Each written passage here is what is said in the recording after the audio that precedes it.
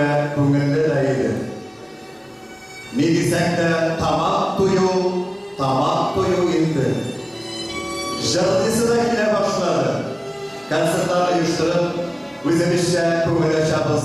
Jardiyim da, biyim de, konsertini de alıp varam.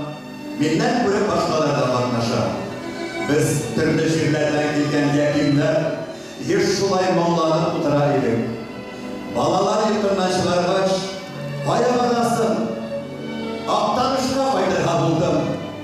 Көршіміздегі yaşamışı Хаббендинова Ғашия апаларға.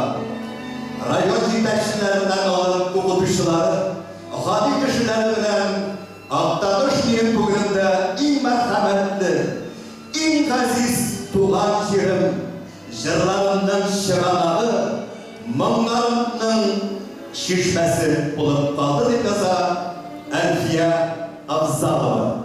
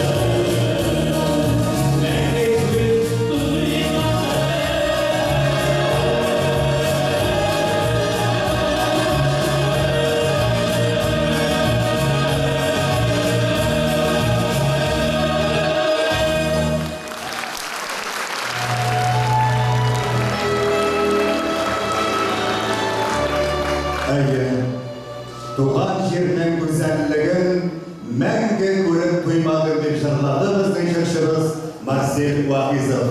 туған жерлерінің güzelliğin көрген кішілер де келген бүгінгі концертқа. Төбен Новгород өлкәсінің Сергач районында яшаушы, анда яшап, қазір Мәскеуде яшап, ауылдарында мәчетлер тұрғызған Фәрит Азимов Грибанова ауылы егіті. Ол Фәрит Ислямов Пашат ауылы егітлері. Ауыллары үшін Мәскеуде яшасалар да жанларын тәңдәрі бирәләр. Алар да сағынып келген Әлфия Абзалованы. Бүгін Әлфия Абзалованы Қазаннан сағынып келген.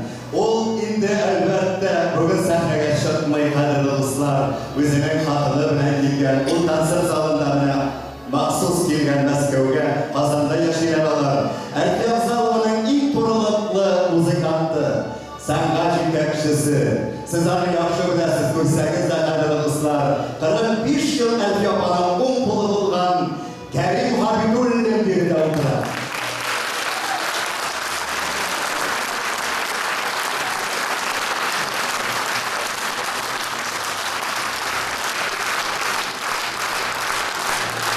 Kәрим Шәһәрдән Әлфия апаның уң кулы тырышта да җырларны бергә эшкәрттеләр, бергә гастрольләргә йөрделәр.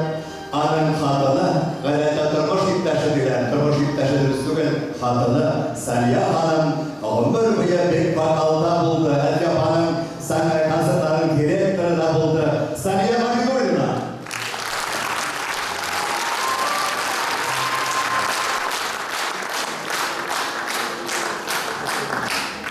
Әлфия сіңлім, Қазанға китәсен икән дип ишеттем. Җырчы булачаксың икән. Керәләргә, сиңа истәлеккә бер әйбер бирәм ди. Өйләренә керсәм, Нәҗибә апа сандыгын ачты да, минем кулларым җиңел булсын. Җырчы артистка булып кит. Менә сиңа бүләгем дип, бик матур, шикәр кебек ап-ак батист кофтасын миңа бирде. Бик матур итеп шигелгән ап-ак кофтаны киеп карасам, эчендә шатлыгына юк, шундый килешә. Әлфия, матур җырлыйсың, тавышыңны хылай биргән, җырла, артистка бул. Әмма ләкин безне онытма, борыныңны күтәрмә, ягъни Нәҗибә апа тәрәзәдән карап, кул болгап калды. Әлфия Абзалова китабына.